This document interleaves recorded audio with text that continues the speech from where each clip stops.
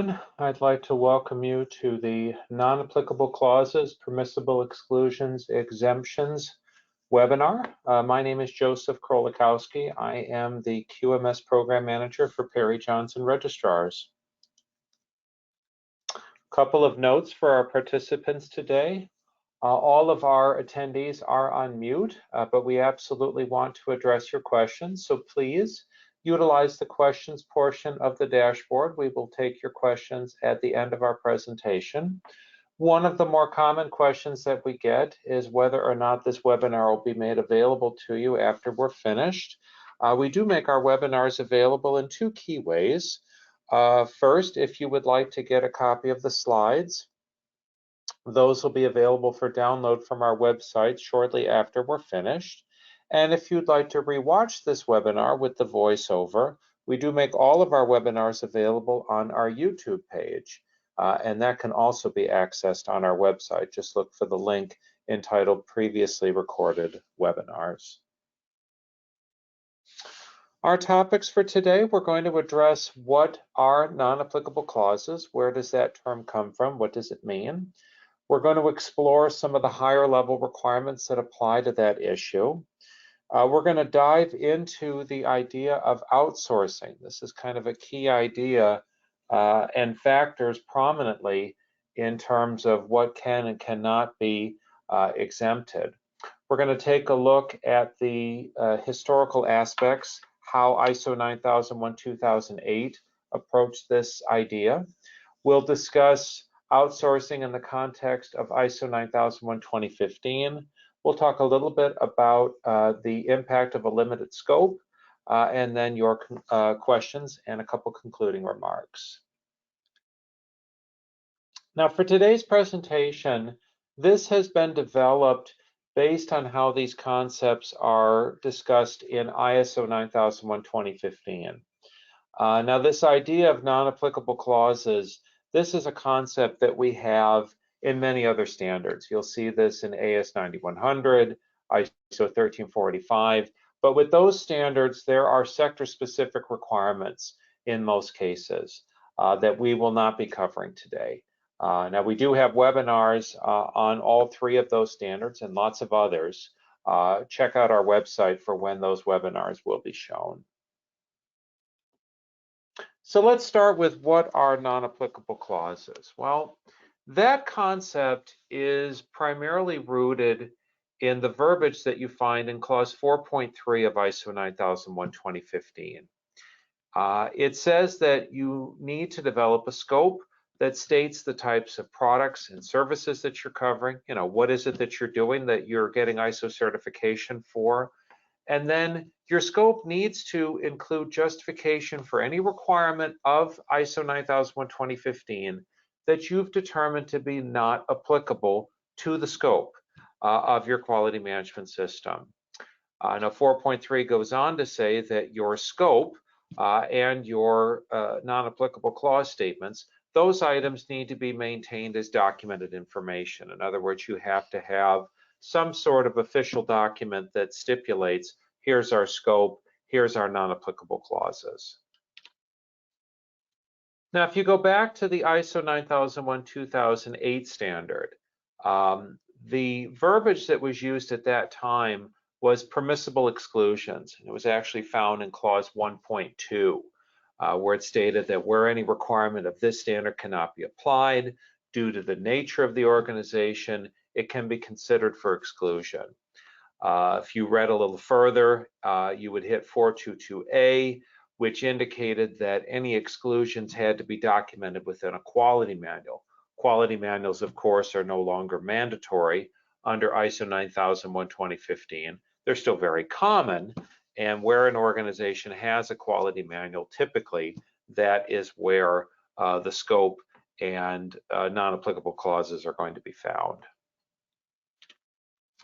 So for our presentation today, and I've already slipped a little and shown this, we're going to be referring to these items as exemptions. Now, exemptions is not a term that's used in any official capacity in the ISO publications, but I personally like it. I think it makes a lot of sense, and I think it rolls off the tongue a little easier than non-applicable clauses.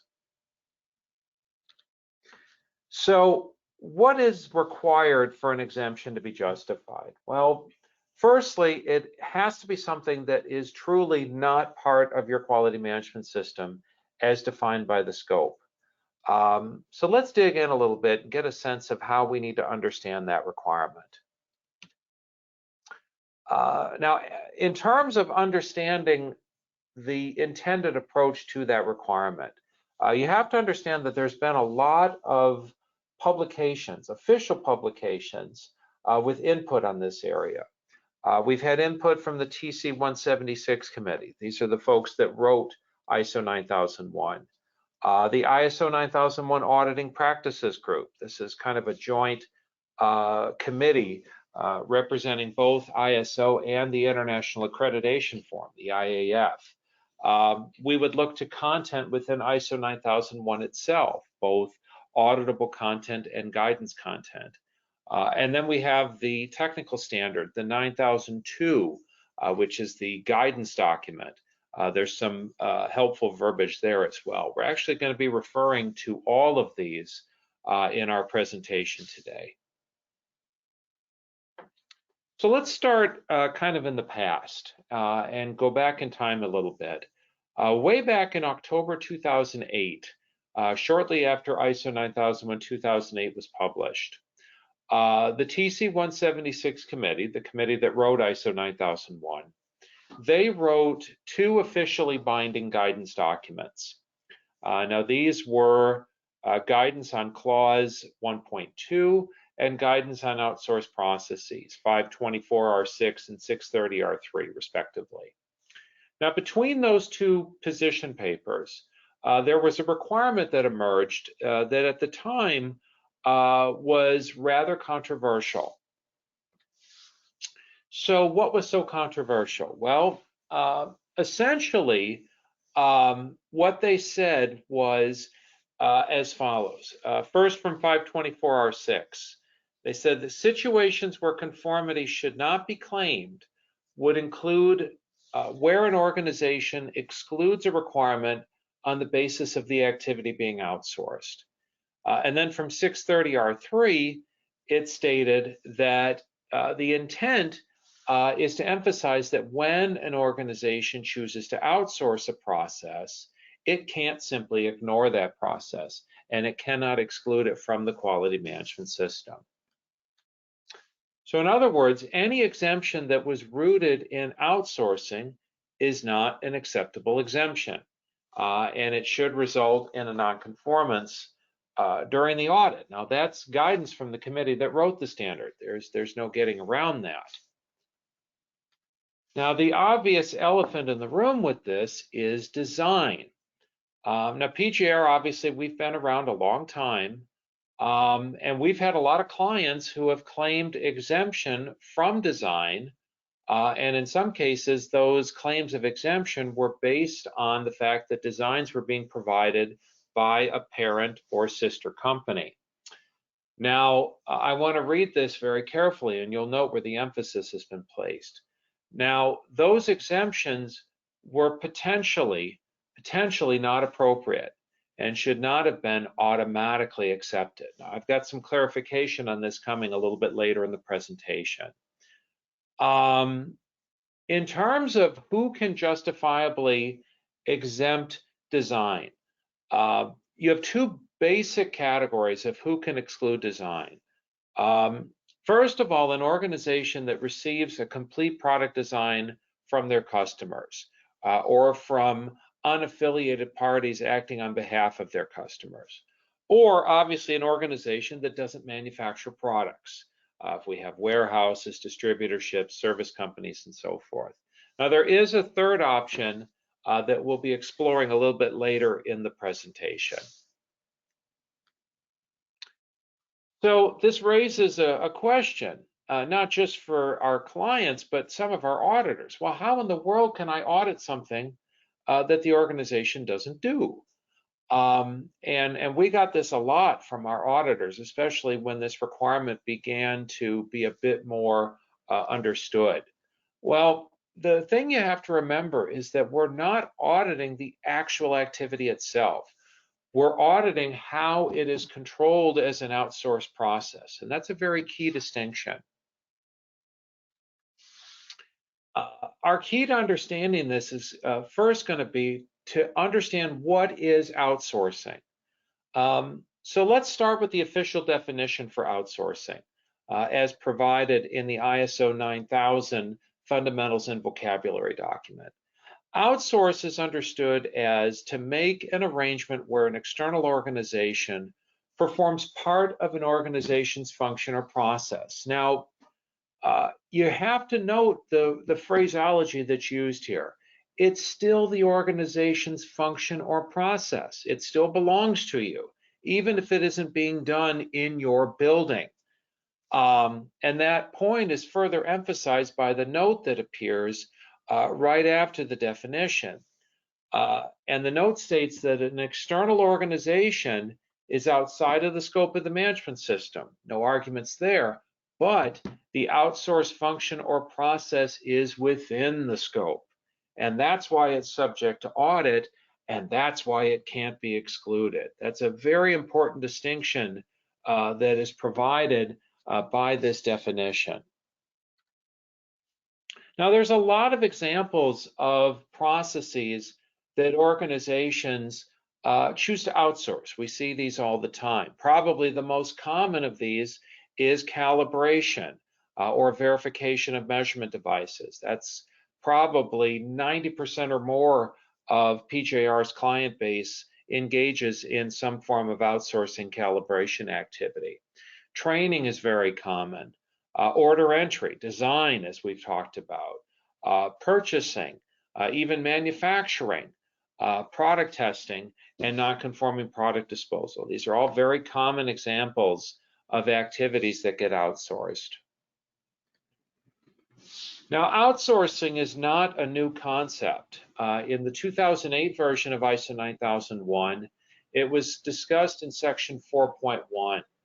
And the verbiage that was given at that time essentially said that where you choose to outsource a process, you shall ensure control over such processes. Again, just because it's being done by an outside party, it's still your responsibility. It's still your job to make sure that the process is done effectively.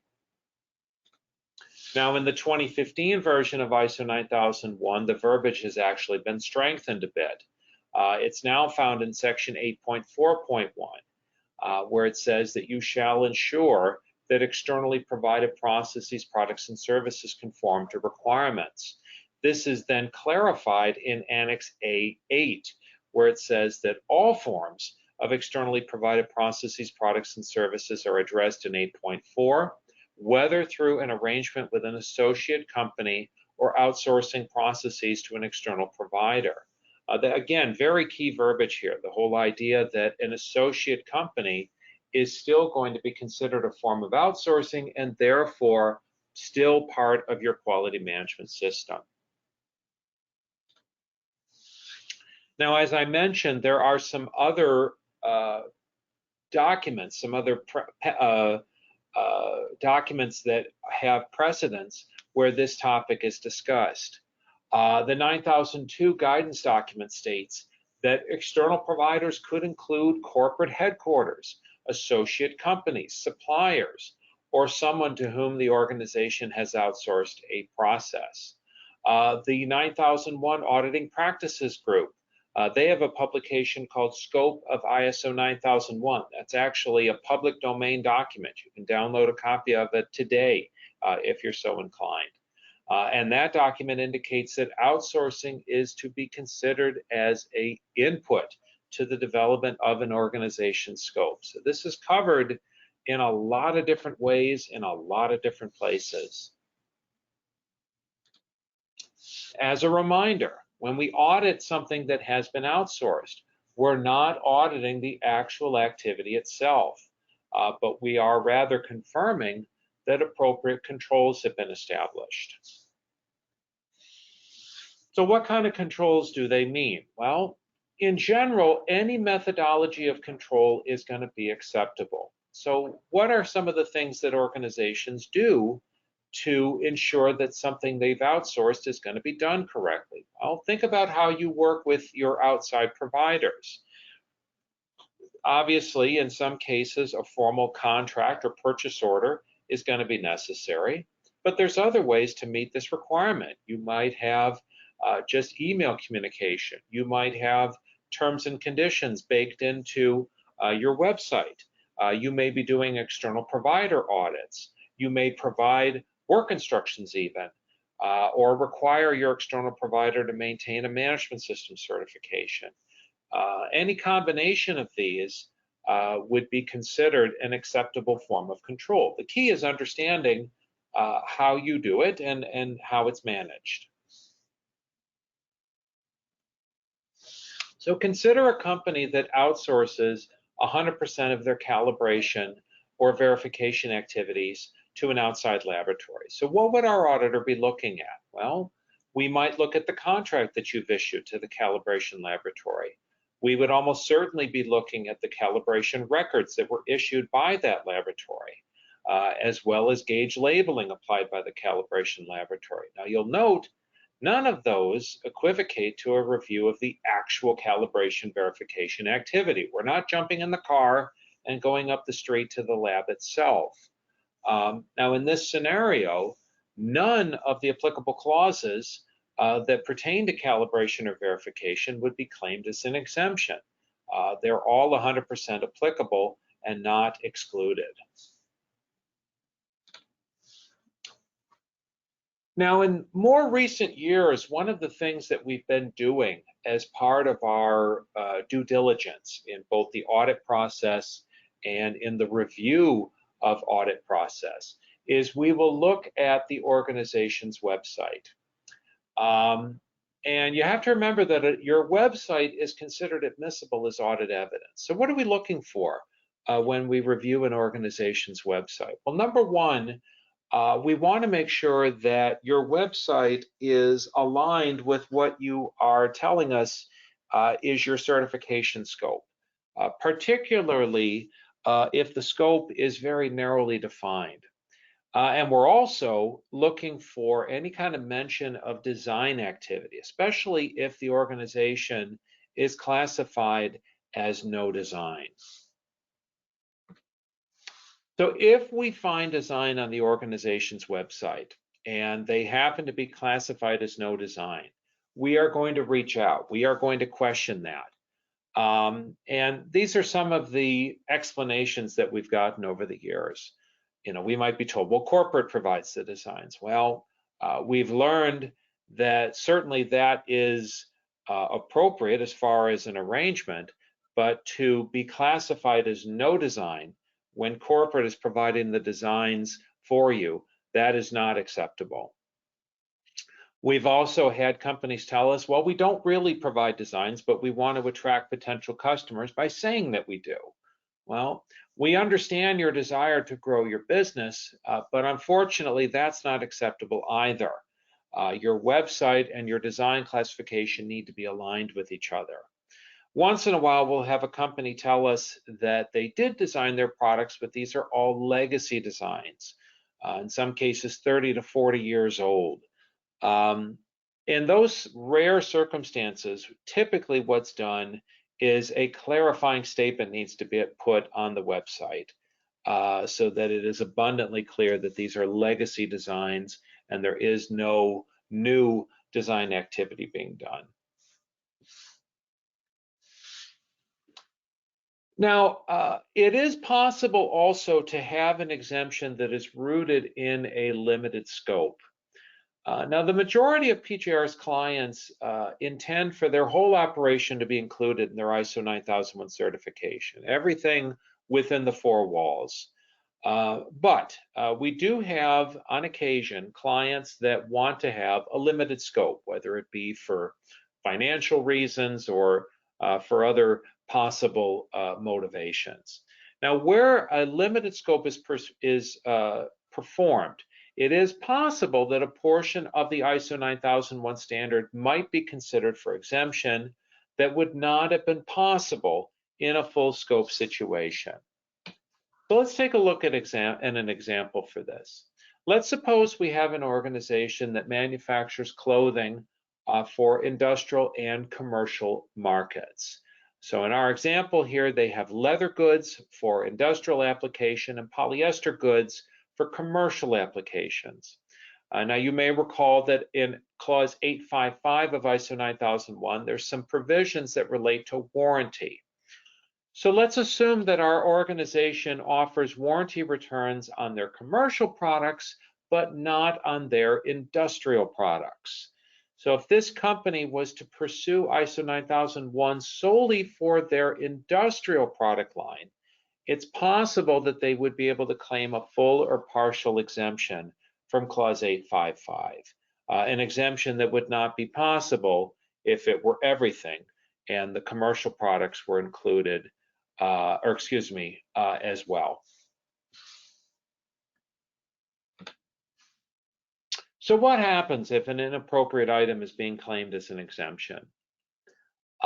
We've trained our auditors that if they encounter an inappropriate exemption, to treat it as a nonconformance. Now, we've already looked a little bit earlier at what the appropriate clause numbers are that need to be cited. Now, if you are assessed a nonconformance and you feel that it's unwarranted, that it's unfair, etc., you have the right to file a dispute or an appeal of the decision that's been made. Now, that process can be found in PGR Procedure Pro 10. Pro 10 is available for download anytime off of our website at www.pgr.com. Now, back in 2017, we rolled out a new certification option specifically for clients who receive some or all of their product designs from a parent or affiliate company. And that option was christened Full Design Outsourced. Now, any company that is classified as Full Design Outsourced, there's going to be a couple of specific things that are done. First of all, audit time is potentially going to be calculated in the same manner that we currently use for clients that are classified as no design. Now, I'll be clarifying that in just a couple of slides here. Any organization that is classed as Full Design Outsourced must not claim any part of the relevant design sections of their standard as an exemption, because as we've already discussed quite rigorously here, none of those exemptions are legitimate. And then also, the certificate that's issued to that client must indicate design as part of the scope, because it is part of the scope by way of outsourcing. Now, when we rolled out our new Full Design Outsource classification, we actually reached out to the ANAB to make sure that we were doing this appropriately. Now, the ANAB generally indicated that they felt that what we were doing was appropriate, but they emphasized that the audit process needs to ensure that controls are being applied to outsourced activities, and that our audit needs to include a review of those controls. Now, these are some direct quotes from what the ANAB told us at the time. They said that the complexity, activities, and risks that are present due to an outsourced provider of processes, products, or services need to be controlled or confirmed. And that Section 8.4 has many requirements that apply to an organization and must be confirmed or evaluated by the certification body when certifying an organization that engages in outsourcing. ANAB also went to some lengths to object to any automatic time reductions regarding product design status. And again, this is a direct quote. In all cases, the certification body is required to clearly, effectively, and realistically justify and document justifications for any adjustment, whether it be an increase or decrease in audit time from the established MD5 audit day tables. So in other words, while we cannot be expected to initially reduce audit time, for a classification of full design outsourced. We can later reduce time once our on-site audit has provided assurance that the controls that are being applied to an outsourced activity are mature, effective, and can be assessed with no added audit time. So we now have four options for design. And let's go over what those are. We begin with full design. And this is for any organization that's responsible for the design of at least one of the products that they manufacture. Obviously, in a full design arrangement, all sections of Clause 8.3 are going to be applicable. Obviously, we also have no design. This is for an organization that receives all designs from their customers or otherwise does not interact with product design, like we mentioned earlier, warehouses, staffing companies, and so forth. If a no design arrangement is made, all portions of Clause 8.3 can be claimed as not applicable. Now, as a special note, if you are receiving product designs from parent or affiliate companies, but you do not have any responsibility for product design, and you don't advertise or otherwise represent that you are responsible for product design, potentially in those situations, you may qualify for classification as no design. Obviously, those are taken on a case-by-case basis. Our third classification option is called partial design. This one is somewhat seldom used. This is for any organization that provides technical input, review, verification, or other design services to their clients, but does not typically have responsibility for final design approval. Now, in a partial design situation, the organization is going to be excluding some, but not all of Section 8.3. And what parts of 8.3 that are applicable, that's going to vary a bit from case to case. And then finally, as we've prior learned, we have full design outsourced. And this is for an organization that receives all or some of its product designs from parent or affiliate companies or subcontractors, and advertises or otherwise represents that they are responsible for product design activity. So in conclusion, we want to ensure that our audit process is value added for our clients while addressing all applicable requirements. Ensuring that exemptions are justified is an important part of this process. I'd like to invite you to tune in for one of our other webinars. We have the ISO 9001:2015 Introduction to the World's Most Popular Standard. This is a structured introduction to ISO 9001:2015. It gives you some insight on many of its key concepts.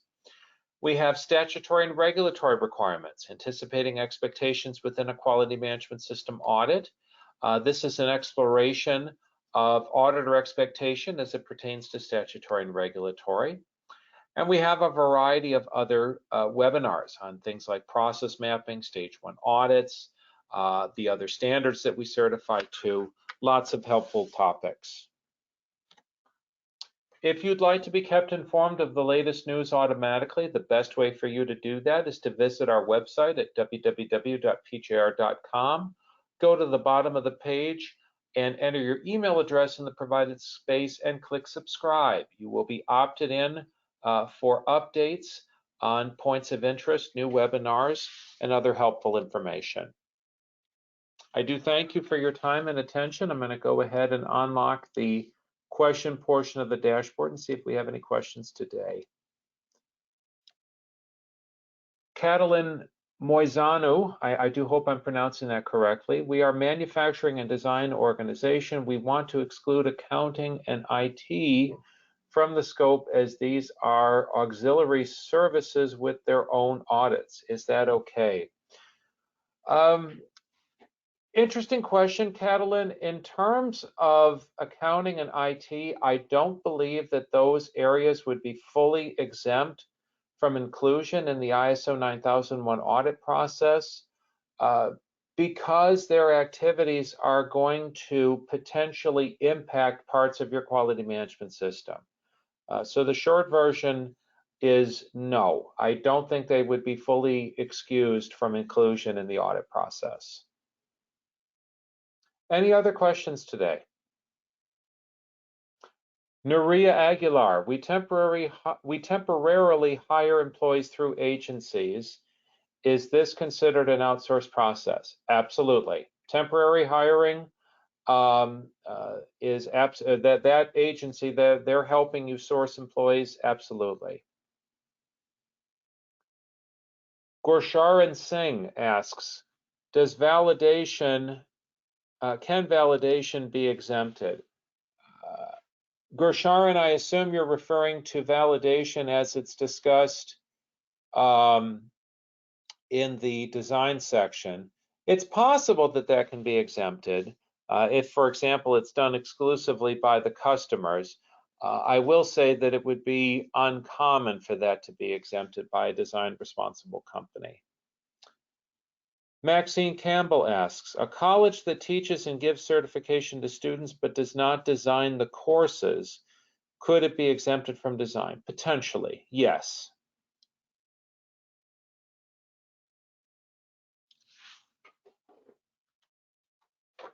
Clarification from Gusharan Singh. You're speaking of verification or validation rather as it appears in section 855.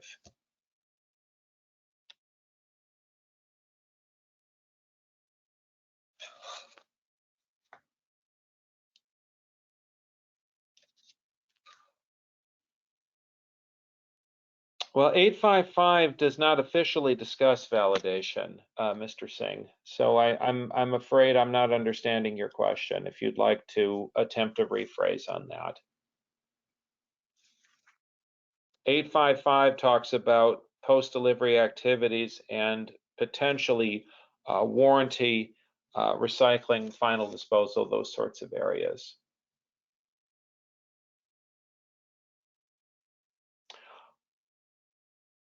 Okay, Mr. Singh, if you want to reach out to us through email, phone call, we might be able to assist you with your question. For everyone else, thank you for your time and attention. Have a great day.